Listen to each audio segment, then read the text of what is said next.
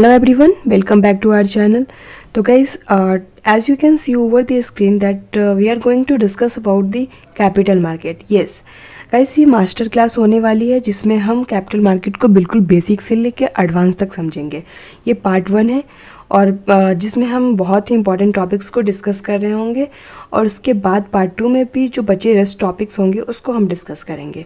तो गाइज़ एक बार मैं आपको दिखा दूँ कि टॉपिक्स कौन कौन से हैं जो मैं इस मास्टर क्लास में डिस्कस करने वाली हूँ। तो चलते हैं टॉपिक की तरफ। तो गाइज़ ये टॉपिक्स हैं जिसको मैं डिस्कस करने वाली हूँ। ये सेशन आउटलाइन मैंने डिज़ाइन करा है आप लोगों के लिए, जिसमें पूरे के पूरे कैपिटल मार्केट को मैं एक्सप्लेन करूँगी। तो फर्स्ट टॉपिक है इंट्रोडक्शन टू कैपिटल मार्केट। उसके बाद आप देख सकते हो importance and role of capital market in the economy and difference between capital market and money market. तो ये सारी चीज़ें आप देख सकते हो गाइज। इस वीडियो में मैं यहाँ तक कवर करूँगी जिसमें stock exchange in India, like introduction to capital market से लेकर स्टॉक एक्सचेंजेस इन इंडिया तक मैं इस वीडियो में डिस्कस करूँगी। और अगले वीडियो जो कि दूसरी सीरीज़ आएगी मास्टर क्लास की, उसमें मैं की टर्मिनोलॉजीज से लेकर career opportunities in capital market और क्वेश्चन आंसर सेशन भी रहेंगे जिसमें कंक्लूजन भी मैं दूंगी। तो ये सारी चीज़ें मैं डिस्कस करूंगी पार्ट 2 में। तो मास्टर क्लास की 2 पार्ट रहेंगी। यूट्यूब पे आप देखना ना भूलना और हर वीडियो को अंत तक देखना ताकि आप समझ पाओ कि कैपिटल मार्केट होता क्या है और इसमें क्या क्या होता है। लाइक कैपिटल मार्केट एक छोटी चीज़ नहीं है जिसमें आप सिर्फ एक डेफिनेशन पढ़ के समझ लो कि कैपिटल मार्केट जो होती है ऐसी होती है, ये होता है, वो होता है। बट कैपिटल मार्केट में बहुत चीज़ें आती है, बहुत ही वास्ट सिलेबस है कैपिटल मार्केट का, तो आपको समझना ज़रूरी है। तो वीडियो को अंत तक ज़रूर देखना। चलिए शुरू करते हैं। ये सेशन आपके लिए इम्पॉर्टेंट इसलिए होने वाली है क्योंकि इसमें आप हर सवाल का जवाब ढूंढने वाले हैं। तो अगर आप एक स्टूडेंट है, इन्वेस्टर है या फिर फाइनेंस फील्ड में अपना कैरियर बनाना चाहते हैं तो ये मास्टर क्लास आपके लिए गेम चेंजर हो सकती है। ठीक है, सबसे पहले समझते हैं कि कैपिटल मार्केट होता क्या है। पहले ये चीज़ की है कि क्या आपने कभी सोचा है कि कंपनीज पैसे कैसे उठाती है, शेयर मार्केट में लिस्टिंग कैसे होती है, शेयर मार्केट में लिस्टिंग का मतलब क्या होता है और किस तरह आम आदमी भी बड़े इन्वेस्टर से पैसे कमा सकती है। तो इन सारे सवालों का जवाब आपको इस वीडियो में मिल जाएगा क्योंकि ये क्लास बना ही इसके लिए है। ठीक है, तो स्टार्ट करते हैं। सबसे पहले समझते हैं कि कैपिटल मार्केट क्या होता है। राइट, तो कैपिटल मार्केट एक फाइनेंशियल मार्केट है जहाँ पे लोग अपने लॉन्ग टर्म इन्वेस्टमेंट्स करते हैं। ये mark my word, like long term investment. Yes, capital market एक फाइनेंशियल मार्केट है जहाँ पे लोग अपने लॉन्ग टर्म इन्वेस्टमेंट्स करते हैं। ये मार्केट कंपनीज और गवर्नमेंट को कैपिटल रेज करने में मदद करता है ताकि वो अपने प्रोजेक्ट्स और डेवलपमेंट्स प्लान्स को फाइनेंस कर सके। इसमें एक तरफ इन्वेस्टर्स होते हैं और अपनी सेविंग्स को इन्वेस्ट करते हैं और दूसरी तरफ कंपनीज होती है जो नए फंड्स रेज करना चाहती है। तो कैपिटल मार्केट का मेन काम है सेविंग्स को प्रोडक्टिव इन्वेस्टमेंट में कन्वर्ट करना। I hope this is clear to you guys. Right, सबसे पहले समझो कि कैपिटल मार्केट क्या होता है। कैपिटल मार्केट एक लॉन्ग टर्म इन्वेस्टमेंट के लिए बना है। ये मार्केट जो है वो लॉन्ग टर्म इन्वेस्टमेंट के लिए है। यहाँ पे एक तरफ इन्वेस्टर्स होते हैं जो कि अपनी सेविंग्स को इन्वेस्ट करते हैं ताकि उनकी सेविंग्स से उनको रिटर्न मिल सके, उनकी सेविंग्स जो है, उनकी जो कैपिटल है वो अप्रिसिएट हो सके। बहुत सारी ऑब्जेक्टिव्स होती होंगी उनकी। बट दूसरी तरफ कंपनीज होती है जो कि इन्वेस्टर्स से पैसे लेती है, उसके बदले उनको शेयर्स या जो भी बदले में देती है और नए फंड रेज करने का काम होता है कंपनी का। उसके बाद कंपनीज उस फंड से कुछ प्रोडक्टिव काम करती है और कहीं ना कहीं उनके पैसे भी ग्रो होते हैं। तो ये all about capital market. Yes, capital market के 2 मेन पार्ट्स होते हैं। कैपिटल मार्केट को 2 मेन पार्ट्स में डिवाइड किया जाता है। पहला प्राइमरी मार्केट होता है, दूसरा सेकेंडरी मार्केट। तो समझते हैं प्राइमरी मार्केट में क्या होता है। प्राइमरी मार्केट में नए सिक्योरिटीज़ इशू की जाती है जैसे कि इनिशियल पब्लिक ऑफरिंग। गाइस, आपने आईपीओ के बारे में बहुत सुना होगा, लेकिन आज आप समझेंगे कि एग्जैक्टली आईपीओ होता क्या है। तो जब कंपनीज अपने शेयर्स पब्लिक को बेचती है और पहली बार बेचती है तो उसको आईपीओ बोलते हैं। सेकेंडरी मार्केट में वो सिक्योरिटीज़ ट्रेड होती है जो पहले प्राइमरी मार्केट में इशू की गई होती है। यहाँ पे इन्वेस्टर्स अपने शेयर्स को खरीदते और बेचते हैं। अब एग्जाम्पल समझते हैं। जब एक कंपनी अपना आईपीओ लॉन्च करती है, जैसे कि जोमेटो का आईपीओ 2021 में आया था, तो ये प्राइमरी मार्केट का एग्जाम्पल है। इस आईपीओ के जरिए जोमेटो ने पब्लिक से फंड रेज किए थे ताकि अपना बिजनेस और भी एक्सपांड कर सके, और जैसा कि जोमेटो ने किया भी। कैपिटल मार्केट इकोनॉमी के लिए बहुत ज़रूरी है। ये मार्केट कंपनीज़ को उनके प्रोजेक्ट्स के लिए पैसे प्रोवाइड करती है, जो अल्टीमेटली इकोनॉमी को के ग्रोथ को बूस्ट करता है। इस मार्केट की मदद से न्यू बिजनेस आइडियाज़ और इनोवेशंस को सपोर्ट मिलता है, जो जॉब्स क्रिएट करता है और इंफ्रास्ट्रक्चर को इम्प्रूव करता है। तो कहीं ना कहीं आप समझ रहे होंगे कि कैपिटल मार्केट हमारे इकोनॉमी के लिए कितना इंपॉर्टेंट है।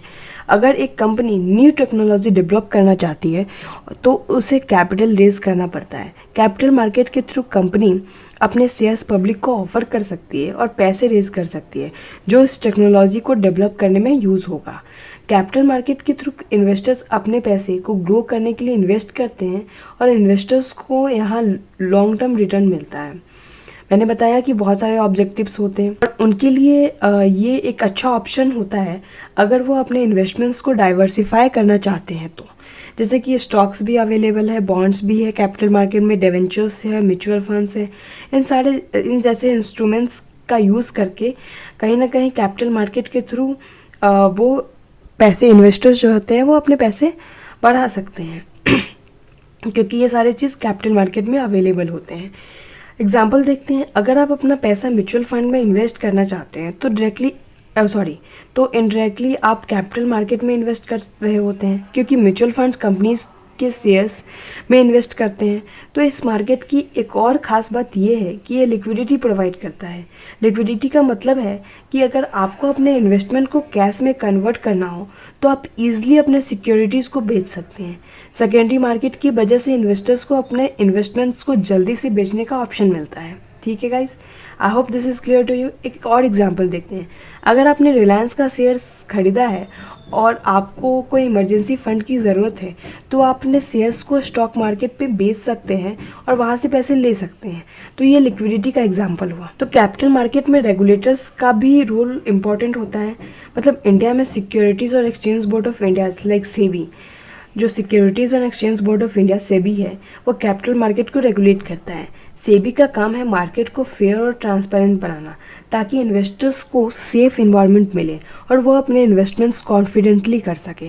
ठीक है, अगर एक कंपनी अपने फाइनेंशियल रिजल्ट्स गलत तरीके से रिपोर्ट करती है तो या फिर इन्वेस्टर्स को गलत इन्फॉर्मेशन देती है तो सेबी उनको पनिश करता है। इस मार्केट में ट्रांसपेरेंसी बनी रहती है सेबी के कारण। कैपिटल मार्केट में रिस्क भी होता है जो इन्वेस्टर्स को समझना पड़ता है। जब आप अपने पैसे स्टॉक मार्केट में इन्वेस्ट करते हैं तो वहाँ प्राइस फ्लक्चुएशंस होती है, जैसा कि आप जानते हैं, और मार्केट वॉलेटिलिटी होती है। पर अगर आप अपने इन्वेस्टमेंट्स को डाइवर्सिफाई करते हो और लॉन्ग टर्म पर्सपेक्टिव रखते हो तो आप इस रिस्क को मिनिमाइज़ कर सकते हैं। अगर आप सिर्फ एक स्टॉक में इन्वेस्ट करेंगे तो अगर उस स्टॉक का प्राइस गिरता है आपको लॉस हो सकता है, पर अगर आप मल्टीपल स्टॉक्स में इन्वेस्ट करते हैं तो अगर एक स्टॉक का गिरता है तो दूसरा स्टॉक आपका लॉस कॉम्पेंसेट कर सकता है। तो ये डाइवर्सिफिकेशन का कॉन्सेप्ट हो गया। समझ गए आप डाइवर्सिफिकेशन क्या होता है। एक और इम्पॉर्टेंट एस्पेक्ट कैपिटल मार्केट का है मार्केट इफिशियंसी। ये मार्केट इफिशिएंटली प्राइस को रिफ्लेक्ट करता है, यानी जो भी इंफॉर्मेशन अवेलेबल होती है वो स्टॉक प्राइस में रिफ्लेक्ट होती है। जैसे कि अभी हाल ही में ट्रंप की जो टैरिफ वाली इंफॉर्मेशंस और बहुत सारी न्यूज़ आई जो कि कहीं ना कहीं मार्केट की प्राइस को बहुत फ्लक्चुएट करी। कहीं ना कहीं स्टॉक प्राइस अचानक टैरिफ रेट्स बढ़ने के कारण मार्केट में हर स्टॉक्स की प्राइस गिर गई। उसके बाद जब टैरिफ 90 डेज़ के लिए हॉल्ट पे चला गया तो फिर मार्केट की प्राइस अप होने लगी। तो ये मूवमेंट्स जो भी इंफॉर्मेशंस अवेलेबल होते हैं इस वर्ल्ड में, इस मार्केट में, वो कहीं ना कहीं स्टॉक प्राइस के में रिफ्लेक्ट होते हैं और वो आपको दिख सकते हैं। तो इसलिए इन्वेस्टर्स को अपने डिसीजन केयरफुली लेने चाहिए और मार्केट रिसर्च करनी चाहिए। जब भी आप कोई स्टॉक्स लेते हो तो आपको रिसर्च करके ही लेना चाहिए। पहले उसके मॉडल को समझो, उसकी वैल्यूशन समझो, कंपनी की वैल्यूशन को देखो। तो इन सब चीज़ों को करने के लिए आपको अगर नॉलेज की ज़रूरत है तो आप मेरे क्लासेस को ज्वाइन कर सकते हैं। अगर आप फाइनेंस स्टूडेंट हैं या फिर आप फाइनेंस इंथुजियास्ट हैं या फिर आप प्रोफेशनल्स हैं बट आप फाइनेंस में और भी स्किल्स डेवलप करना चाहते हैं, तो मैं अभी एक फाइनेंशियल मॉडलिंग की क्लास लॉन्च कर रही हूँ जिसमें मैं financial modelling not using Excel, by using Python मैं फाइनेंशियल मॉडलिंग को बाय यूजिंग पाइथन एक्सप्लेन उस पूरी क्लास को मैं ऐसे डिज़ाइन कर रही हूँ जहाँ पे मैं एक्सेल से आपको फाइनेंशियल मॉडलिंग सिखाऊंगी। तो अगर आप ज़रा सा भी इंटरेस्टेड हैं तो आप मुझे मेरे व्हाट्सएप पे मैसेज कर सकते हैं, मुझे कॉल कर सकते हैं और वहाँ से क्लास ज्वाइन कर सकते हैं। तो चलिए शुरू करते हैं धीमे। यस, तो अगर कोई भी यस एक और market important aspect capital market का है, जैसे कि मार्केट एफिशिएंसी। तो ये मार्केट एफिशिएंटली प्राइस को रिफ्लेक्ट करता है, यानी जो भी इंफॉर्मेशन अवेलेबल होती है वो स्टॉक प्राइस में रिफ्लेक्ट होती ही होती है। तो अगर कोई कंपनी अपना क्वार्टरली प्रॉफिट रिपोर्ट रिलीज़ करती है और वो बेटर देन एक्सपेक्टेड होता है, तो उस कंपनी का स्टॉक प्राइस इमीडिएटली इंक्रीज हो सकता है, क्योंकि मार्केट में ये पॉजिटिव इन्फॉर्मेशन रिफ्लेक्ट होती है। जैसा कि मैंने एग्जांपल दिया अभी टैरिफ का। तो कैपिटल मार्केट को समझना हर इन्वेस्टर के लिए ज़रूरी है और इसलिए कैपिटल मार्केट तो मैं यहाँ एक्सप्लेन कर रही हूँ, पर अगर आपको डिटेल में और भी फाइनेंशियल कॉन्सेप्ट समझने होंगे तो आप मुझे व्हाट्सएप पे मैसेज कर सकते हो। वहाँ से मैं आपको बहुत सारी ग्रुप्स में ज्वाइन करूँगी, जहाँ से मैं बहुत सारे इंफॉर्मेशनल कंटेंट प्रोवाइड करती हूँ उस ग्रुप में। और मोर देन दैट मैं कहीं ना कहीं मैं क्लासेस भी कर रही हूँ, तो आप उसको ज्वाइन करके कहीं अपने स्किल्स में वैल्यू ऐड कर सकते हैं। कैपिटल मार्केट को समझना इन्वेस्टर्स के लिए बहुत ज़रूरी होता है। अगर आपको अपने फाइनेंशियल गोल्स को अचीव करने हैं तो कैपिटल मार्केट आपके लिए एक स्ट्रॉन्ग टूल हो सकता है। आपको अपने रिस्क टॉलरेंस और इन्वेस्टमेंट हॉरिजॉन को समझना होगा और अपने इन्वेस्टमेंट डिसीजन उस हिसाब से लेने होंगे, ठीक है। अगर आप एक यंग इन्वेस्टर हैं तो आपका गोल लॉन्ग टर्म वेल्थ क्रिएशन होगा, तो आप स्टॉक्स मार्केट में इन्वेस्ट कर सकते हैं। पर अगर आप शॉर्ट टर्म के आपका गोल शॉर्ट टर्म का है तो आप फिक्स्ड इनकम सिक्योरिटीज़ इन्वेस्टमेंट्स, जैसे कि फिक्स्ड इनकम इंस्ट्रूमेंट जैसे कि बॉन्ड या डिवेंचर्स में इन्वेस्ट कर सकते हैं, ठीक है। तो हर किसी का जो रिस्क एपेटाइट होता है उसके अकॉर्डिंग उसको इन्वेस्टमेंट करना चाहिए। अब कैपिटल मार्केट एक कॉम्प्लेक्स सिस्टम है, पर अगर आप इसको समझ लेते हैं तो ये आपको अपनी फाइनेंशियल फ्रीडम अचीव करने में मदद कर सकता है। ये मार्केट आपको सिर्फ इन्वेस्टमेंट ऑप्शंस नहीं बल्कि आपको वेल्थ क्रिएशन का एक रिलायबल रूट भी प्रोवाइड करता है, ठीक है। तो कैपिटल मार्केट को समझना हर इन्वेस्टर्स के लिए इम्पॉर्टेंट है, क्योंकि ये मार्केट आपको वेल्थ क्रिएशन, इन्वेस्टमेंट अपॉर्चुनिटीज़ और फाइनेंशियल इंडिपेंडेंस का चांस देता है। बस अब आपको अपने इन्वेस्टमेंट डिसीजन वाइजली लेने पड़ेंगे और मार्केट के ट्रेंड्स को भी समझना पड़ेगा। और सबसे पहले अपने रिस्क एपेटाइट को समझना पड़ेगा कि आपका रिस्क एपेटाइट क्या है, आप कितना रिस्क ले सकते हो। अगर आप रिस्क टेकर हो, एग्रेसिव रिस्क टेकर हो, तो आप स्टॉक्स में इन्वेस्ट कर सकते हो। और अगर आप मीडियम रिस्क टेकर हो तो म्यूचुअल फंड में इन्वेस्ट करो। अगर बिल्कुल रिस्क नहीं लेना तो बॉन्ड्स में इन्वेस्ट करो, बॉन्ड्स, डिवेंचर्स, इन सब में इन्वेस्ट करो। वहाँ से भी आपका वेल्थ क्रिएट हो सकता है, पर कहा गया है कि जितना ज़्यादा रिस्क लोगे उतना ज़्यादा वेल्थ क्रिएट होगा। तो yes, higher the risk better the return. तो अब हम बात करते हैं importance and role of capital market की। यस, कैपिटल मार्केट काफ़ी इंपॉर्टेंट रोल प्ले करता है इकोनॉमी के ग्रोथ में। ये मार्केट इकोनॉमी को लिक्विडिटी प्रोवाइड करता है और बिजनेस को एक्सपेंशन के लिए नेसेसरी फंड देता है। कैपिटल मार्केट इन्वेस्टर्स को अपने सेविंग्स को इन्वेस्ट करने में एक प्लेटफॉर्म प्रोवाइड करता है और बिजनेसेस को ग्रोथ अपॉर्चुनिटीज़ देने में मदद करता है। इसका मेन ऑब्जेक्टिव क्या होता है? इसका मेन ऑब्जेक्टिव होता है कि सेविंग को प्रोडक्टिव इन्वेस्टमेंट में कन्वर्ट करना, जैसे इकोनॉमी भी डेवलप हो, जिससे इकोनॉमी में भी डेवलपमेंट होती है, ठीक है। कैपिटल मार्केट के थ्रू कंपनीज अपने एक्सपेंशन प्लान्स को फंड कर सकती है, नए प्रोडक्ट ला सकती है और अपने ऑपरेशंस को स्केल अप भी कर सकती है।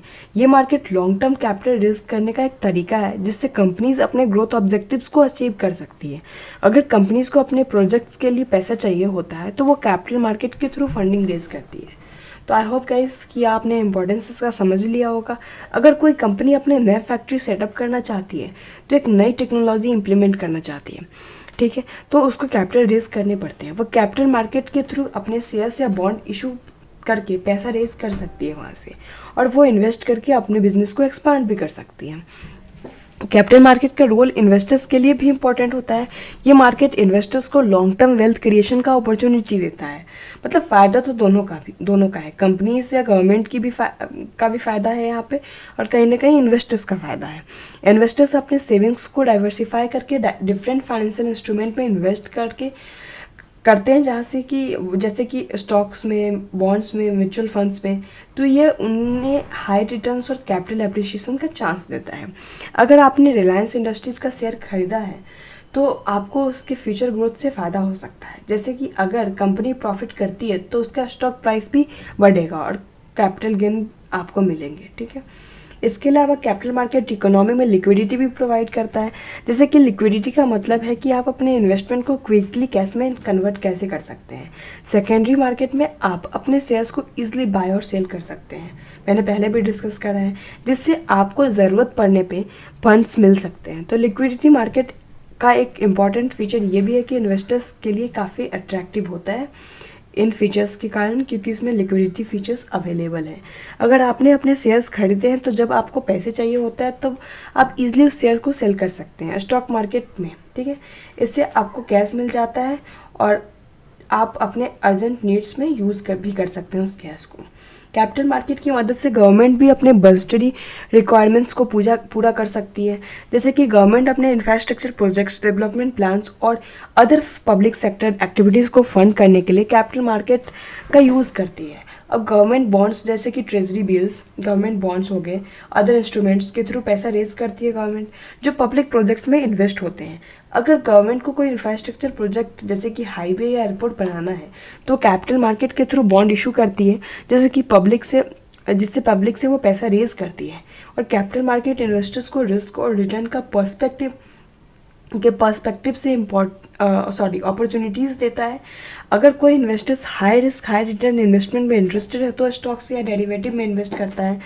अगर कोई लो रिस्क इन्वेस्टमेंट चाहता है तो वो बॉन्ड्स या फिक्स्ड इनकम इंस्ट्रूमेंट्स में इन्वेस्ट कर सकता है। तो इस तरह से कैपिटल मार्केट अलग अलग इन्वेस्टर्स के लिए डिफरेंट रिस्क प्रोफाइल के अकॉर्डिंग अपॉर्चुनिटीज़ प्रोवाइड करता है। अगर आप रिस्क अवर्स इन्वेस्टर्स हैं तो आपको स्टेबल रिटर्न्स चाहिए होगा तो आप गवर्नमेंट बॉन्ड्स में इन्वेस्ट कर सकते हैं, जो रिलेटिवली सेफर होता है और स्टॉक से। अगर आप रिस्क सीकिंग करते हो, मतलब रिस्क सीकर इन्वेस्टर हो, तो आप इक्विटीज़ लाइक स्टॉक्स में इन्वेस्ट कर सकते हो, जो आपको हाई रिटर्न देगा, लेकिन रिस्क भी थोड़ा हाई होता है उधर। कैपिटल मार्केट इकोनॉमी में इफ़िशियंसी लाता है, ये एक और फीचर्स हैं इसके। लाइक मार्केट एफिशिएंसी का मतलब है जो भी इंफॉर्मेशन अवेलेबल होती है वो मार्केट प्राइस में रिफ्लेक्ट होती है। इससे इन्वेस्टर्स को इन्फॉर्म डिसीजन मेकिंग में मदद मिलती है। और जैसे कि अगर पता चल गया कि कहीं ना कहीं इस स्टॉक में बढ़िया न्यूज़ है, अच्छी न्यूज़ है, तो जैसे एज ए इन्वेस्टर आप डिसीजन ले सकते हो कि ये स्टॉक अपसाइड में मूव करेगा और वहाँ से आप बाय करके प्रॉफिट गेन कर सकते हो। तो अगर मार्केट एफिशिएंट है तो आपको अपने इन्वेस्टमेंट डिसीजन एक्यूरेट इन्फॉर्मेशन पर बेस करते हुए लेने पड़ते हैं। अगर एक कंपनी अपने क्वार्टरली रिजल्ट्स अनाउंस करती है और वह एक्सपेक्टेड से बेटर रिटर्न देती है तो स्टॉक प्राइस इमीडिएटली बढ़ेगी उस कंपनी की। और ये मार्केट एफिशिएंसी का एग्जांपल है जहाँ पे न्यूज़ या इन्फॉर्मेशन डायरेक्टली स्टॉक प्राइस पर इम्पैक्ट डालती है। कैपिटल मार्केट में इन्वेस्टर्स को डाइवर्सिफिकेशन का भी ऑप्शन मिलता है। यस, डाइवर्सिफिकेशन का मतलब है अपने इन्वेस्टमेंट को अलग अलग फाइनेंशियल इंस्ट्रूमेंट में स्प्रेड करना, जिससे रिस्क रिड्यूस होता है।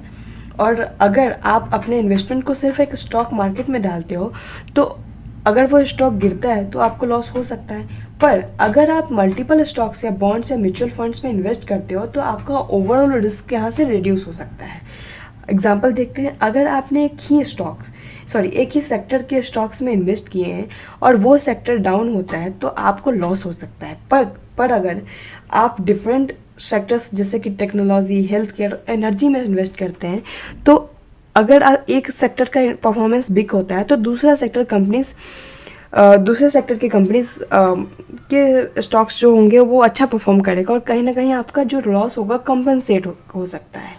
तो इस मार्केट का एक और इम्पॉर्टेंट रोल है कि इकोनॉमी डेवलपमेंट को बूस्ट करता है। जैसे कि जब बिजनेसेस को कैपिटल मार्केट के थ्रू फंडिंग मिलती है तो अपने प्रोडक्ट्स और सर्विसेज को इनोवेट करते हैं, नई टेक्नोलॉजीज भी डेवलप करते हैं और नए जॉब्स भी क्रिएट करते हैं। ये सब इकोनॉमी के लिए पॉजिटिव इम्पैक्ट डालता है जो कि लॉन्ग टर्म ग्रोथ को अगर एक टेक कंपनी अपने प्रोडक्ट्स को इनोवेट करती है और नई टेक्नोलॉजी को लॉन्च करती है तो उससे नए जॉब अपॉर्चुनिटीज़ क्रिएट होते हैं और इकोनॉमी ग्रो करती है।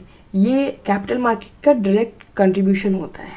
तो कैपिटल मार्केट का रोल ओवरऑल फाइनेंशियल सिस्टम को स्ट्रेंथ करने का होता है। इसका एक और इम्पॉर्टेंट रोल है कि इन्वेस्टर्स प्रोटेक्शन।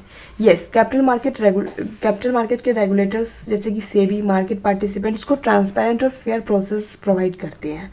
ये इन्वेस्टर्स को प्रोटेक्ट करते हैं और मार्केट में ट्रस्ट बनाए रखते हैं।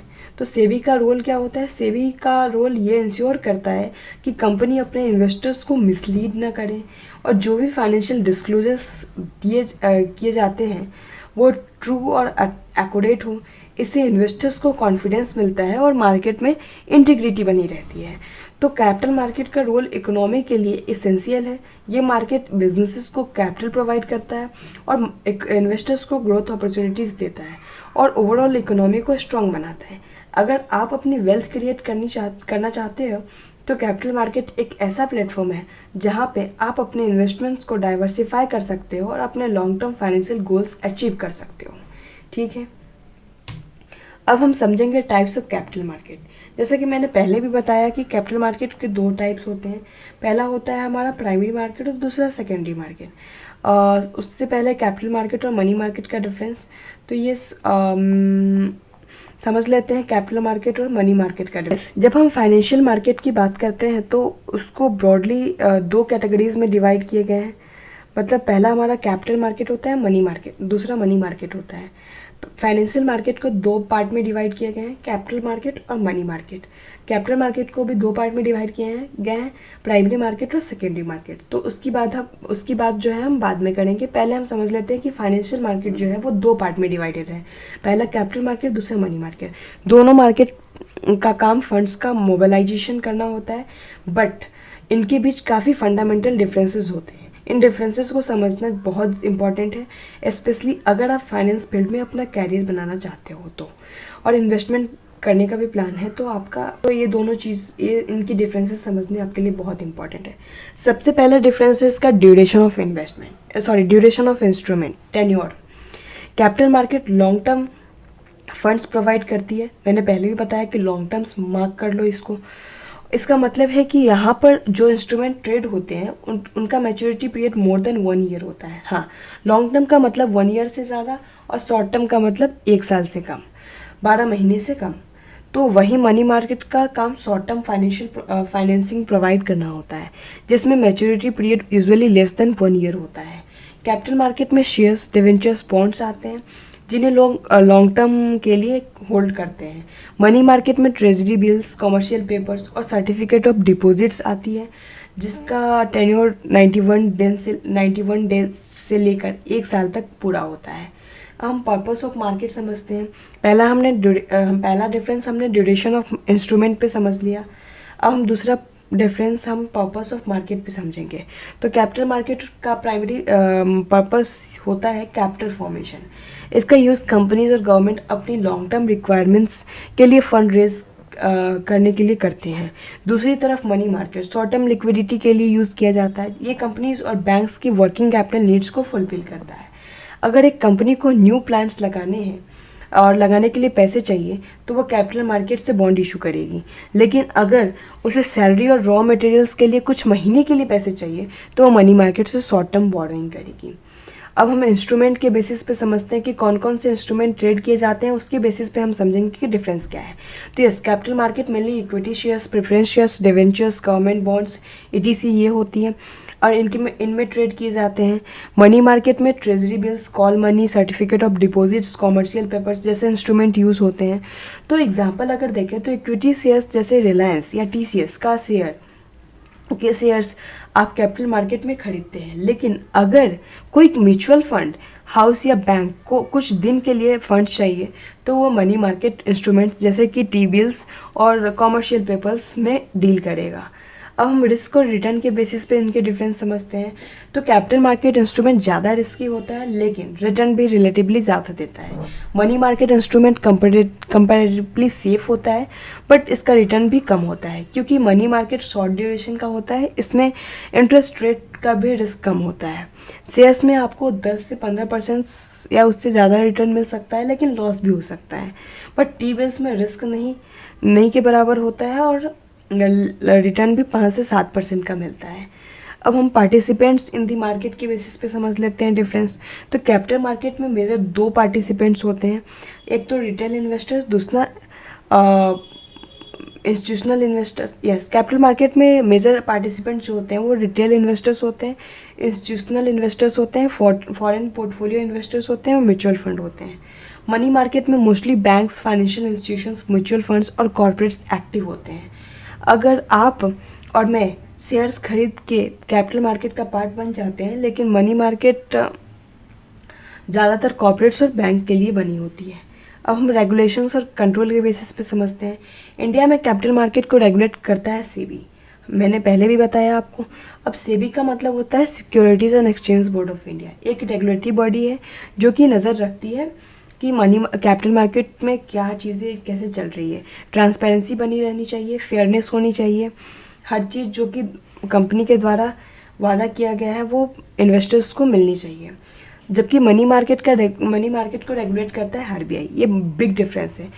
कैपिटल मार्केट को रेगुलेट करता है सेबी और मनी मार्केट को रेगुलेट करता है RBI, reserve bank of India. दोनों मार्केट अलग अलग रेगुलेटरी अथॉरिटीज़ के अंदर आते हैं। अगर कोई कंपनी इनसाइडर ट्रेडिंग करती है तो सेबी एक्शन लेता है, लेकिन अगर कोई बैंक मनी मार्केट में रूल्स वायलेट करता है तो आरबीआई उस पर पेनाल्टी लगा सकता है। ये डिफरेंस है। अब मार्केट स्ट्रक्चर और एक्सेसिबिलिटीज़ के बेसिस पे भी हम डिफरेंस समझ लेते हैं। कैपिटल मार्केट काफ़ी ऑर्गेनाइज्ड होता है with stock exchange like NSC और बीएससी, इसमें ट्रांसपेरेंसी भी ज़्यादा होती है। Money market relatively less organised होता है और इसमें ट्रांसपेरेंसी भी जनरली ओटीसी मतलब ओवर द काउंटर बेसिस पे ही होते हैं।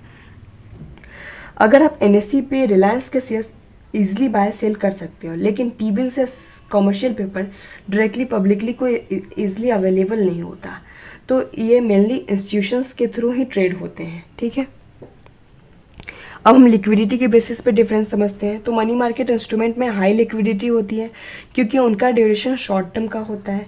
कैपिटल मार्केट इंस्ट्रूमेंट में लिक्विडिटी डिपेंड करता है कि इन्वेस्टर्स और मार्केट कंडीशन पे, इन्वेस्टर्स कैसे हैं, शॉर्ट टर्म के लिए इन्वेस्ट कर रहे हैं या फिर लॉन्ग टर्म के लिए, मार्केट कंडीशन कैसा है। अब टी बिल्स को बैंक आसानी से एक दूसरे को बेच सकती है, ट्रेड कर सकती है टी बिल्स का, लेकिन एक इक्विटी शेयर्स अगर डिमांड में नहीं है तो उसे बेचना मुश्किल हो सकता है क्योंकि कहीं ना कहीं आपको लॉस हो रहा होगा उसमें। अब हम कोलेट्रल यूज़ भी समझ लेते हैं। तो money market instrument specially T bills को कोलेट्रल के रूप में यूज़ किया जा सकता है, लेकिन कैपिटल मार्केट इंस्ट्रूमेंट्स को जनरली कोलेट्रल के लिए प्रीफर नहीं किया जाता है। अब बैंक्स जैसे कि आरबीआई जब आरबीआई से पैसा बोरो करते हैं तो वो टी बिल्स को कोलेट्रल के रूप में देते हैं। अब हम मार्केट साइज़ और वॉल्यूम के बेसिस पे भी समझ लेते हैं। तो मनी मार्केट का साइज़ जनरली बड़ा होता है in terms of daily transaction volumes, क्योंकि इसमें ह्यूज इंस्टीट्यूशनल ट्रेड होते हैं। कैपिटल मार्केट का साइज़ भी बड़ा होता है, लेकिन लिक्विडिटी और फ्रिक्वेंसी थोड़ी कम होती है। तो कैपिटल मार्केट और मनी मार्केट दोनों ही फाइनेंशियल सिस्टम के एसेंशियल पिलर्स हैं, जहां capital market long term investors और अपॉर्चुनिटीज़ प्रोवाइड करती है और इकोनॉमिक डेवलपमेंट में कंट्रीब्यूट भी करता है। वहीं money market short term liquidity को मैनेज करता है और फाइनेंशियल स्टेबिलिटी को इंश्योर करता है। दोनों मार्केट का अंडरस्टैंडिंग आपको स्मार्ट इन्वेस्टमेंट डिसीजन लेने में हेल्प करेगा। अगर आप एक इन्वेस्टर हो तो इन दोनों मार्केट को फंक्शनिंग और डिफरेंस को समझना आपके लिए बहुत ज़रूरी था। अब हम समझेंगे कैपिटल मार्केट का स्ट्रक्चर। कैपिटल मार्केट का स्ट्रक्चर क्या है? कैपिटल मार्केट का स्ट्रक्चर 2 मेन कंपोनेंट्स पे डिवाइड होता है, एक प्राइमरी मार्केट, एक सेकेंडरी मार्केट। तो दोनों का रोल अलग होते हैं, लेकिन दोनों मिलकर इकोनॉमी में लॉन्ग टर्म फंड्स का फ्लो इंश्योर करते हैं। कैपिटल मार्केट में का मेन काम होता है कि सेविंग्स को प्रोडक्टिव इन्वेस्टमेंट में कन्वर्ट करना। ठीक है, तो सबसे पहले हम समझते हैं प्राइमरी मार्केट क्या होता है। प्राइमरी मार्केट को न्यू इशू मार्केट भी कहा जाता है। जब कोई कंपनी पहली बार अपने सिक्योरिटी जैसे कि शेयर्स या डिवेंचर्स को इशू करती है पब्लिक को, तो इस प्रोसेस को प्राइमरी मार्केट कहते हैं। इसमें सिक्योरिटीज़ डायरेक्टली इन्वेस्टर्स को इशू की जाती है बिना किसी एग्जिस्टिंग शेयर होल्डर को बेचे हुए। अगर रिलायंस एक नया कंपनी जैसे कि सब्सिडियरी कंपनी अपनी कोई भी सब्सिडियरी लॉन्च करती है तो उसका आईपीओ मतलब initial public offering primary market को न्यू इशू मार्केट भी कहा जाता है। जब कोई कंपनी पहली बार अपने सिक्योरिटीज जैसे कि शेयर या डिवेंचर्स इशू करती है तो इस प्रोसेस को प्राइमरी मार्केट कहते हैं। इसमें सिक्योरिटीज डायरेक्टली इन्वेस्टर्स को इशू की जाती है बिना किसी एग्जिस्टिंग शेयर होल्डर को बेचे। ठीक है। अब अगर रिलायंस कंपनी की बात कर ले तो अगर रिलायंस कंपनी एक नया कंपनी सब्सिडरी लॉन्च करता है और अगर उसका आईपीओ मतलब इनिशियल पब्लिक ऑफरिंग लाता है तो वो प्राइमरी मार्केट एक्टिविटी होगी। मतलब इन्वेस्टर्स डायरेक्टली कंपनी को पैसा देते हैं और यहाँ अब नए शेयर्स लेते हैं, ठीक है। अब कैसे काम करता है प्राइमरी मार्केट? तो प्राइमरी मार्केट में कंपनीज नए शेयर्स इशू करने के लिए आईपीओ या एफपीओ, आईपीओ मतलब इनिशियल पब्लिक ऑफरिंग और एफपीओ का यूज़ करती है। आईपीओ का मतलब मैंने बता दिया, एफपीओ का मतलब होता है फॉलो ऑन पब्लिक ऑफर। तो आईपीओ में क्या होता है, आईपीओ तब होता है जब कोई कंपनी पहली बार पब्लिक से फंड रेज करती है, और फॉलो ऑन पब्लिक ऑफर जो कि एफपीओ है वो तब होता है जब एग्जिस्टिंग लिस्टेड कंपनी फिर से नए शेयर्स इशू करती है, तो वो एफपीओ इशू करती है, ठीक है। तो उसको एफपीओ बोलते हैं। अब जोमेटो का आईपीओ एक प्राइमरी मार्केट ट्रांजैक्शन था। जब इन्वेस्टर्स ने जोमेटो के शेयर्स बाय किए, वो पैसे सीधा कंपनी के पास गए और बिजनेस एक्सपेंशन में यूज़ किया गया। अब हम role of intermediary in primary market, primary market का इंटरमीडियरी का क्या रोल है प्राइमरी मार्केट में, उसको समझते हैं। तो प्राइमरी मार्केट में मल्टीपल इंटरमीडियरीज इन्वॉल्व होते हैं, जैसे कि मर्चेंट बैंकर होता है, अंडर राइटर्स होते हैं, रजिस्ट्रार्स होता है, बैंकर्स टू द इशू होते हैं। ये लोग इंश्योर करते हैं कि पूरा इशू प्रोसेस स्मूथली चले, ठीक है। और एसबीआई रेगुलेशन इसको फॉलो मतलब एसबीआई की जो रेगुलेशंस हैं वो इस इशू के दौरान सब फॉलो हो किए जाए। अगर टाटा मोटर्स आईपीओ लॉन्च करता है तो वह एक मर्चेंट बैंकर्स हायर करेगा जो आईपीओ ड्राफ्ट तैयार करेगा और सेबी से अप्रूवल लेगा, तो इसमें और इन्वेस्टर्स तक शेयर्स का ऑफर पहुंचाएगा। तो ये ऑल अबाउट जो इंटरमीडियरी का काम हो गया। अब हम सेकेंडरी मार्केट क्या होता है उसको समझेंगे। तो सेकेंडरी मार्केट वो जगह है जहां ऑलरेडी इशूड सिक्योरिटीज़ का बाइंग और सेलिंग होता है। यहाँ शेयर्स का एक्सचेंज एग्जिस्टिंग इन्वेस्टर्स के बीच होता है, मतलब कंपनी को डायरेक्टली पैसा नहीं मिलता। सेकेंडरी मार्केट को आम भाषा में स्टॉक मार्केट कहते हैं।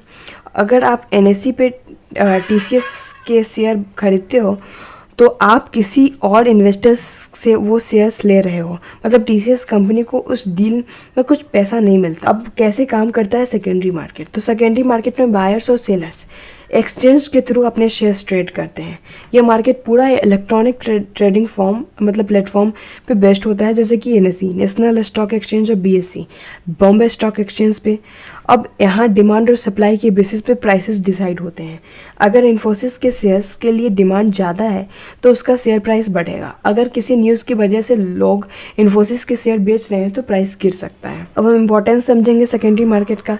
सेकेंडरी मार्केट एक कंपनी के शेयर्स को लिक्विडिटी प्रोवाइड करता है। इससे इन्वेस्टर्स अपने इन्वेस्टमेंट कभी भी बेचकर कैश में कन्वर्ट कर सकते हैं। यही फ्लेक्सिबिलिटी लोगों को स्टॉक मार्केट में इन्वेस्ट करने के लिए अट्रैक्ट करती है और इस मार्केट से ही स्टॉक प्राइस का रियल टाइम वैल्यूएशन मिलता है। तो अगर आपको अर्जेंटली पैसा चाहिए तो आप अपने विप्रो के शेयर्स स्टॉक मार्केट में सेल करके तुरंत कैश ले सकते हैं।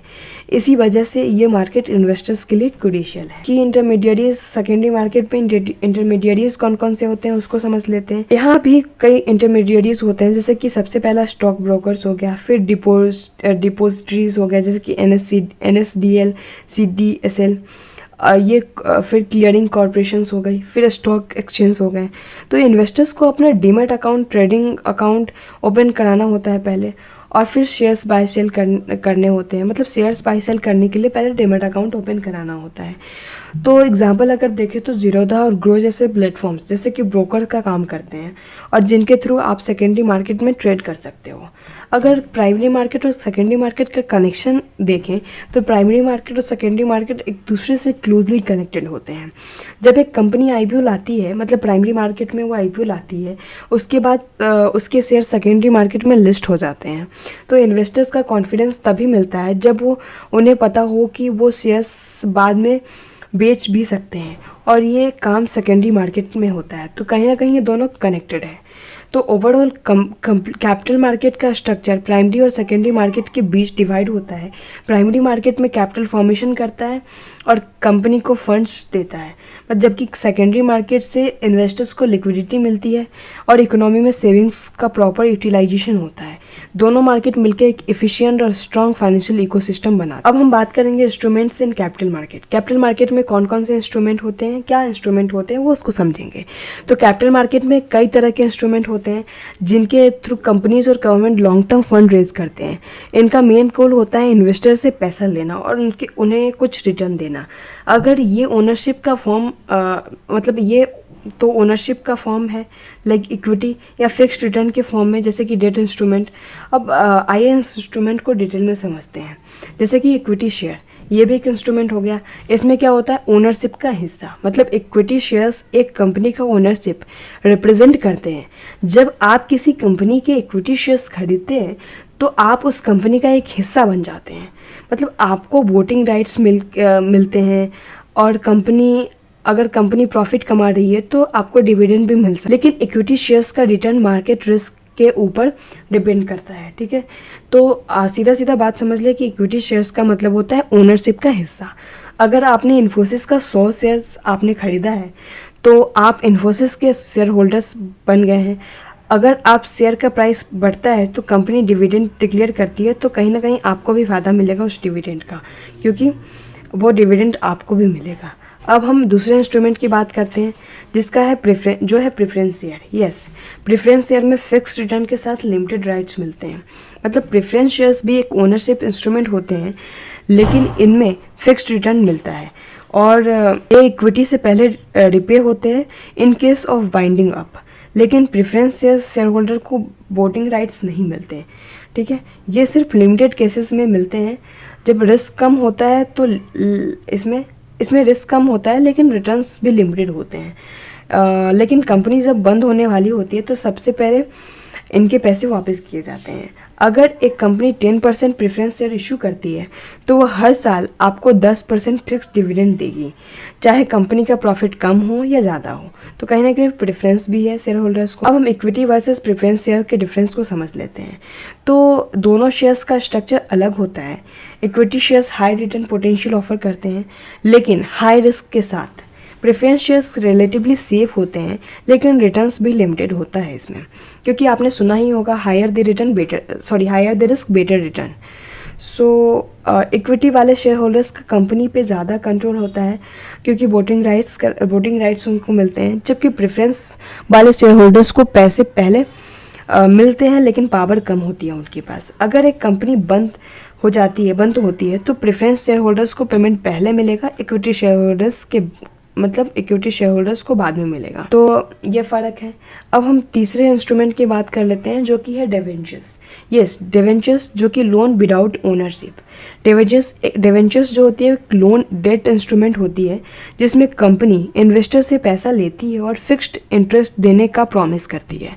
इसमें इन्वेस्टर्स कंपनी का ओनर नहीं बनता है, सिर्फ लेंडर होता है।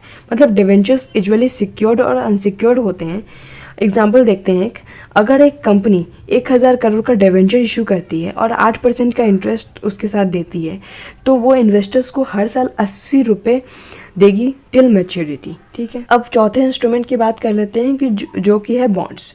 तो मोस्टली गवर्नमेंट या लार्ज कंपनीज ही बॉन्ड्स इशू करती है। बॉन्ड्स भी डिवेंचर्स की तरह ही होते हैं लेकिन जनरली ये गवर्नमेंट या लार्ज कंपनीज इशू करती है। इसमें भी फिक्स्ड इंटरेस्ट होता है और मैच्योरिटी डेट भी होती है। इसमें बॉन्ड्स को रिलेटिवली सेफर इंस्ट्रूमेंट माना जाता है और स्पेशली गवर्नमेंट बॉन्ड्स को सेफर इंस्ट्रूमेंट माना जाता है। आरबीआई अगर 10 ईयर का बॉन्ड इशू करता है और 7% इंटरेस्ट के साथ, तो इन्वेस्टर्स को 10 साल तक 7% एनुअल रिटर्न देगा और फिर प्रिंसिपल अमाउंट रिटर्न करेगा।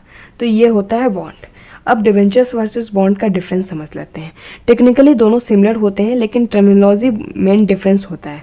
बॉन्ड्स ज़्यादातर लॉन्ग टर्म एंटिटीज़ या ज़्यादातर गवर्नमेंट एंटिटीज़ और लार्ज कॉर्पोरेशन इशू करते हैं और सेफ माने जाते हैं, जबकि डिवेंचर्स प्राइवेट कंपनीज भी इशू करते हैं और रिस्क उनके फाइनेंशियल्स पे डिपेंड करते हैं।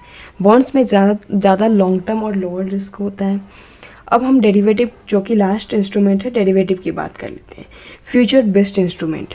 तो ये डेरिवेटिव ऐसे फाइनेंशियल इंस्ट्रूमेंट होते हैं जिनका वैल्यू किसी अंडरलाइंग असेट जैसे कि शेयर्स, कमोडिटीज़, करेंसी पे डिपेंड करता है और उसकी प्राइस के ऊपर डिपेंड करता है। इसमें 4 मेन टाइप्स होते हैं: forward, futures, options and swaps. अगर आपको डेरिवेटिव्स डिटेल में समझना है तो आप कमेंट में बताना कि आपको डेरिवेटिव्स पे एक स्पेसिफिक वीडियो चाहिए। हालांकि मैंने एक वीडियो ऑलरेडी डाल रखा है डेरिवेटिव्स के ऊपर, बट आपको और भी कुछ इम्प्रूवमेंट चाहिए उसमें, अगर डिटेल में कुछ चाहिए तो आप कमेंट में ज़रूर बताना। मैं एक स्पेसिफिक डेरिवेटिव का मास्टर क्लास का वीडियो लाऊंगी, है ना। उसमें मैं पूरे डेरिवेटिव्स मार्केट को एक्सप्लेन करूँगी, डेरिवेटिव्स इंस्ट्रूमेंट को एक्सप्लेन करूँगी, और कैसे फाइनेंशियल मार्केट में डेरिवेटिव्स का यूज़ करके हम पैसे बना सकते हैं उसको भी डिटेल में एक्सप्लेन करूँगी। तो इस डेरिवेटिव पे थे हम। डेरिवेटिव्स इंस्ट्रूमेंट कैपिटल मार्केट को एक और भी एफिशिएंट बनाता है, मतलब इंस्ट्रूमेंट और इन्वेस्टर्स और ट्रेडर्स उनका यूज़ करके अपने इन्वेस्टमेंट्स को हेज करते हैं और या फिर स्पेक्यूलेशन भी करते हैं, लेकिन इनमें रिस्क भी ज़्यादा होता है, इसलिए एडवांस्ड लेवल का अंडरस्टैंडिंग होना ज़रूरी है। तो गाइज़ अगर आपको इस पे वीडियो चाहिए तो आप कमेंट भी ज़रूर बताना। एग्जाम्पल देखते हैं। एक म्यूचुअल फंड अगर इन्फोसिस के शेयर्स में इन्वेस्टेड है तो वो डेरिवेटिव का यूज़ करके डाउनसाइड रिस्क को हेज कर सकता है। जब मार्केट क्रैश हो तो उससे बचने के लिए वो कहीं ना कहीं पुट ऑप्शन बाय करके डाउनसाइड रिस्क को भी हेज कर सकता है। तो कैपिटल मार्केट की ये इंफ्रास्ट्रक्चर हर टाइप के इन्वेस्टर्स के लिए कुछ ना कुछ ऑफर करते ही हैं। रिस्क लेने वाले लोग इक्विटी प्रीफर करते हैं, सेफ्टी चाहने वाले लोग बॉन्ड्स या डिवेंचर्स प्रीफर करते हैं, और एडवांस ट्रेडर्स डेरिवेटिव को यूज़ करते हैं। अब ये डाइवर्सिफाइड इंस्ट्रूमेंट मार्केट्स को स्टेबल बनाते हैं और हर तरह की फंडिंग नीड को मीट करने में मदद करते हैं। गाइस अब हम बात करेंगे participants in capital market. Yes, capital market में कौन कौन से पार्टिसिपेंट्स होते हैं। कैपिटल मार्केट एक ऑर्गेनाइज प्लेटफॉर्म होता है जहां लोग लॉन्ग टर्म सिक्योरिटीज़ जैसे कि शेयर्स, डिवेंचर्स, बॉन्ड्स, ETC का ट्रेडिंग होता है। ठीक है, लोग इसका ट्रेडिंग करते हैं। इस मार्केट में अलग अलग तरह के लोग और इंस्टीट्यूशंस इन्वॉल्व होते हैं जिनको हम पार्टिसिपेंट्स कहते हैं। ये सभी मिलकर कैपिटल मार्केट को चलाते हैं और उसकी एफिशिएंसी और ट्रांसपेरेंसी को मेंटेन रखते हैं। अब हम रिटेल इन्वेस्टर्स की सबसे पहले बात करेंगे, जिसको हम आम भाषा में आम निवेशक बोलते हैं। रिटेल इन्वेस्टर्स वो लोग होते हैं जो अपना खुद का पैसा स्टॉक मार्केट में इन्वेस्ट करते हैं। ये छोटे इन्वेस्टर्स होते हैं जो जनरली लिमिटेड अमाउंट इन्वेस्ट करते हैं। इनका गोल होता है लॉन्ग टर्म वेल्थ क्रिएशन, मतलब रिटायरमेंट प्लानिंग या शॉर्ट टर्म गेंस। जैसे कि retail investors mutual funds, shares, bonds, IPOs, ETC में इन्वेस्ट करते हैं। अब एग्जांपल देखें तो आप में से कोई भी 5,000 से SIP स्टार्ट किया एक म्यूचुअल फंड में, और या फिर 10,000 से रिलायंस के शेयर्स खरीदे, तो ये एक रिटेल इन्वेस्टर्स का काम है कि छोटे छोटे अमाउंट पे इन्वेस्ट करें। अब हम दूसरी पार्टिसिपेंट की बात कर लेते हैं जो कि है institutional investors. Yes, mutual funds, FIIs, DIIs। Yes, तो इंस्टीट्यूशनल इन्वेस्टर्स बड़े इन्वेस्टर्स होते हैं जैसे कि mutual fund houses, insurance companies, pension funds, foreign institutional investor, FIIs, domestic institutional investor, DIIs। तो इनके पास करोड़ों में का फंड होता है और ये मार्केट में इन्वेस्ट करते हैं। इनका इन्वेस्टमेंट मार्केट या को बहुत ज़्यादा इम्पैक्ट करता है। अब बात करते हैं LIC या SBI म्यूचुअल फंड का। तो अगर किसी कंपनी के 5 लाख शेयर्स खरीदते हैं ये दोनों, कोई भी LIC या फिर SBI म्यूचुअल फंड, तो उसका प्राइस इंस्टेंटली ऊपर जा सकता है। ये लोग मार्केट मूवमेंट का मेजर ड्राइवर्स होते हैं। ठीक है, अब हम तीसरे पार्टिसिपेंट की बात कर लेते हैं जो कि स्टॉक ब्रोकर्स हैं। तो यस, इन्वेस्टर्स और मार्केट के बीच का ब्रिज स्टॉक ब्रोकर होता है। स्टॉक ब्रोकर वो रजिस्टर्ड इंडिविजुअल या फर्म्स होते हैं जो रिटेल और इंस्टीट्यूशनल इन्वेस्टर्स के बिहाफ पे शेयर या अदर सिक्योरिटीज़ का बाइंग और सेलिंग करते हैं। ये ब्रोकर सेबी के अंडर रजिस्टर्ड होते हैं और इनका काम होता है ट्रेडिंग प्लेटफॉर्म प्रोवाइड करना, रिसर्च देना और ऑर्डर एग्जीक्यूशन देना। अब एग्जांपल समझ लेते हैं तो Zerodha, Upstox, angel one, ICICI direct, ये सब स्टॉक ब्रोकर हैं जिनके थ्रू आप अपना डीमैट अकाउंट ओपन करा के अपनी ट्रेडिंग कर सकते हो। अब मतलब आप ट्रेडिंग कर सकते हो। तो यस गाइज, आप समझ ही गए होंगे कि अगर आप इन्वेस्टमेंट करना चाहते हो, ट्रेडिंग करना चाहते हो, तो सबसे पहले आपके पास डीमैट अकाउंट होना चाहिए। और डीमैट अकाउंट आप कहाँ खुलवा सकते हो, तो स्टॉक ब्रोकर के पास खुलवा सकते हो। और कौन से स्टॉक ब्रोकर अभी अवेलेबल हैं, तो जीरोधा हो गया, अब स्टॉक हो गया, एंजल वन हो गया, ICICI डायरेक्ट हो गया। तो आप इन सब ब्रोकर्स के पास अपना डीमैट अकाउंट खुलवा सकते हो। उनके ऐप को इंस्टॉल करके वहाँ पे आप जो भी प्रोसेस है उसको फॉलो करके विद इन 1 डे आपका अकाउंट ओपन हो जाएगा। वहाँ के उसके बाद आप एनालिसिस करके कंपनी के शेयर्स बाय सेल कर सकते हो। अब समझते हैं कि ब्रोकर्स कैसे अर्न करता है। तो ब्रोकर्स जनरली ब्रोकरेज फ़ी या कमीशन चार्ज करते हैं या हर ट्रांजेक्शन्स के ऊपर। कुछ ब्रोकर्स फ्लैट फीस लेते हैं, कुछ परसेंटेज के बेसिस पे। अगर आजकल डिस्काउंट ब्रोकर्स पॉपुलर हो गए हैं जो लो कॉस्ट ट्रेडिंग प्रोवाइड करते हैं। अगर आपने 1 लाख से आप 1 लाख के शेयर खरीदे और ब्रोकर का चार्ज 0.5% है, तो आपको 500 ब्रोकरेज देना पड़ेगा। ये हो गई। अब रेगुलेटर्स मतलब मार्केट का रक्षक कौन है?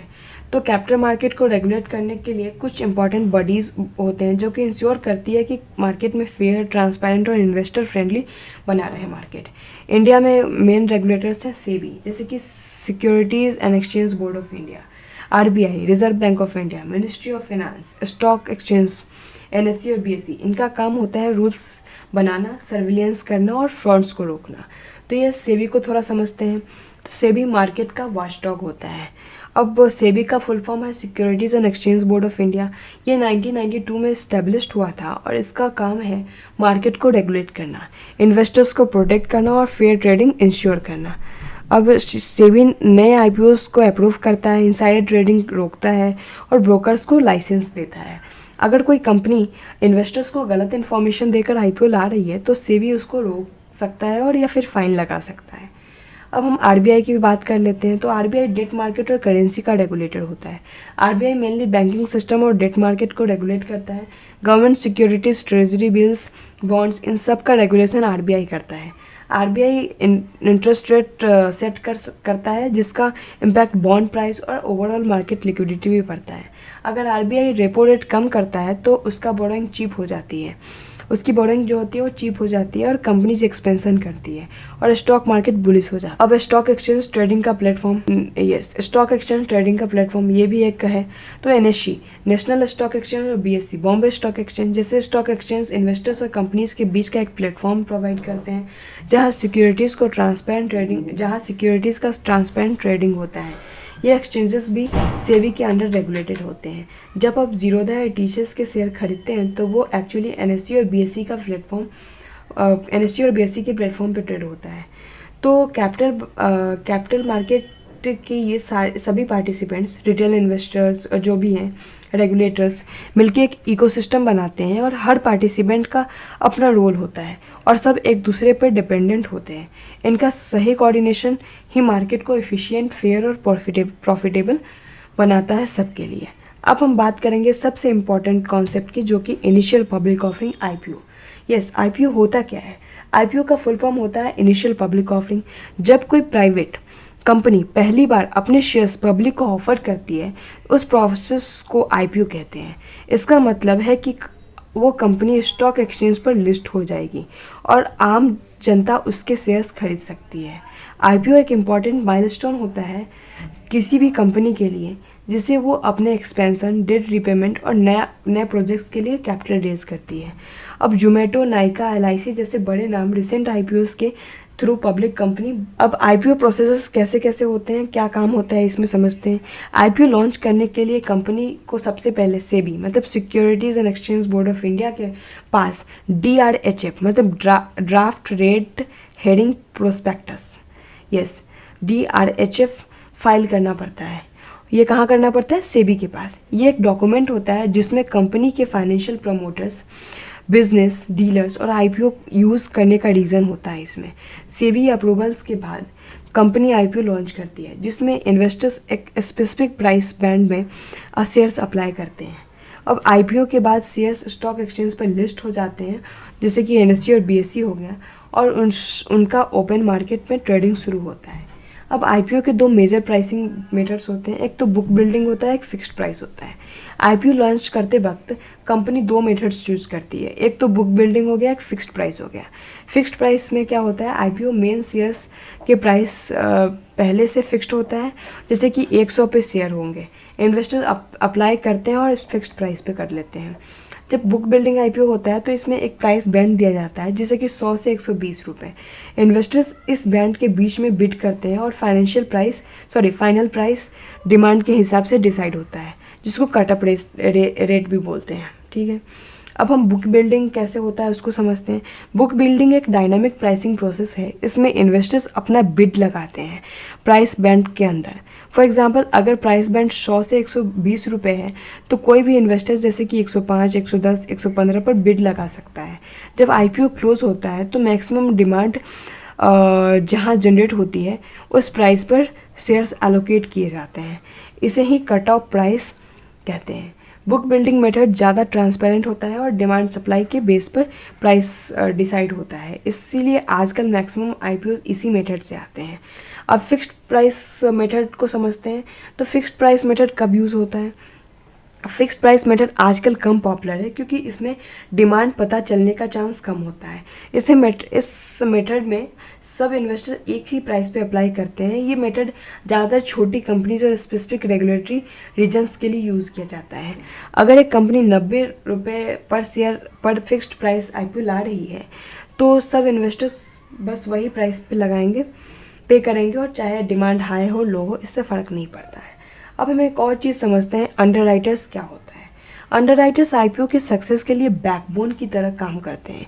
ये वो फाइनेंशियल इंस्टीट्यूशंस होते हैं जो कंपनी के आईपीओ के लिए गारंटी देते हैं। अगर आईपीओ में कम लोग अप्लाई करते हैं और शेयर्स अंडर सब्सक्राइब्ड हो जाते हैं तो अंडरराइटर्स बचे हुए शेयर्स खरीद लेते हैं।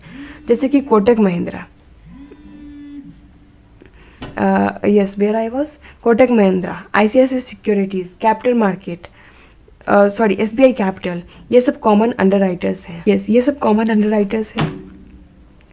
अब अंडरराइटर्स का बेनिफिट क्या होता है? तो अंडरराइटर्स के होने से कंपनी को कॉन्फिडेंस मिलता है कि आईपीओ फेल नहीं होगा। इन्वेस्टर्स भी ज़्यादा ट्रस्ट करते हैं जब रिप्यूटेड अंडरराइटर्स इन्वॉल्व होते हैं। ये अंडरराइटर्स कंपनी के फाइनेंशियल एनालाइज करते हैं, आईपीओ का प्राइस डिसाइड करने में मदद करते हैं और इन्वेस्टर्स बेस बिल्ड करने में भी सपोर्ट देते हैं। ये अंडरराइटिंग एग्रीमेंट के थ्रू एक सर्टेन फ़ी लेते हैं जिसे अंडरराइटिंग कमीशन कहते हैं। ठीक है, तो अब आईपीओ लिस्टिंग के बाद क्या होता है? तो आईपीओ जब क्लोज हो जाती है तो क्लोज होने के बाद शेयर्स अलॉट किए जाते हैं और 6 से 10 दिन के अंदर कंपनी स्टॉक एक्सचेंज पर लिस्ट हो जाती है। लिस्टिंग डे पे ही डिमांड सप्लाई के बेस पे पर शेयर प्राइस इंक्रीज या डिक्रीज हो सकता है। इस दिन शेयर प्राइस में बहुत वोलेटिलिटी होती है।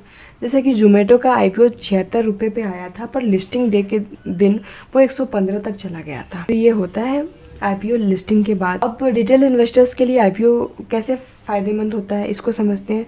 तो आईपीओ में इन्वेस्ट करना एक अच्छा ऑप्शन होता है रिटेल इन्वेस्टर्स के लिए, स्पेशली अगर कंपनी अच्छी है और उसके फंडामेंटल्स स्ट्रॉन्ग है। लेकिन ब्लाइंडली हर आईपीओ में इन्वेस्ट करना गलत हो सकता है। हर आईपीओ के पहले उसका DRHP जो है, DRHP जो डॉक्यूमेंट वो सेबी से अप्रूव कराती है कंपनी आईपीओ रिलीज़ करने के लिए, उसको पढ़ना चाहिए आपको अगर आप रिटेल इन्वेस्टर्स हो, अगर आईपीओ में इन्वेस्ट करना चाहते हो तो, और उसके बिजनेस मॉडल को समझना चाहिए।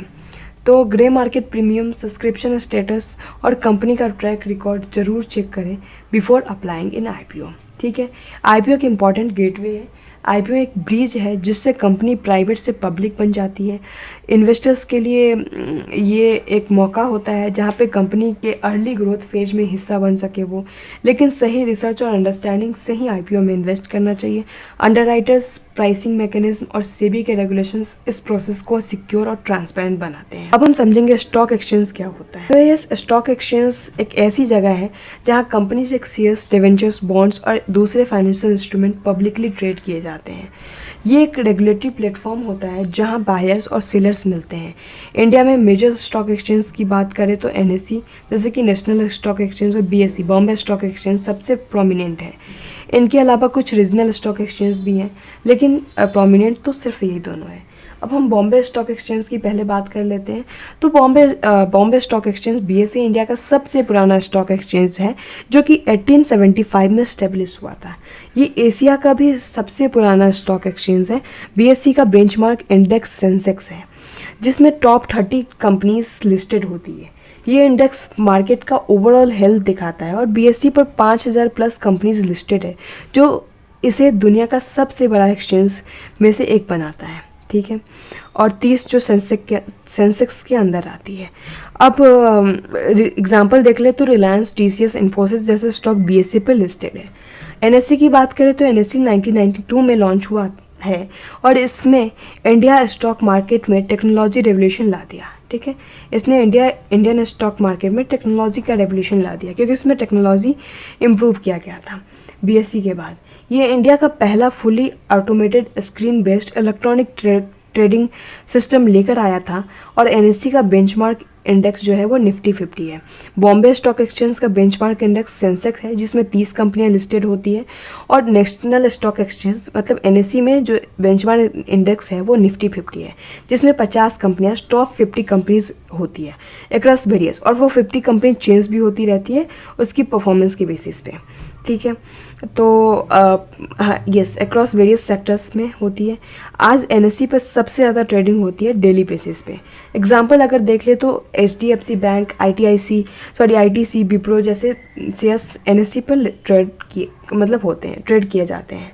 अब बीएससी और एनएससी के बीच का डिफरेंस देखें तो बीएससी और एनएससी दोनों स्टॉक एक्सचेंज है लेकिन कुछ बेसिक डिफरेंस होते हैं जैसे कि एस्टेब्लिशमेंट। यस, बीएससी 1875 में एस्टेब्लिश हुआ था, एनएससी 1992 में एस्टेब्लिश हुआ था।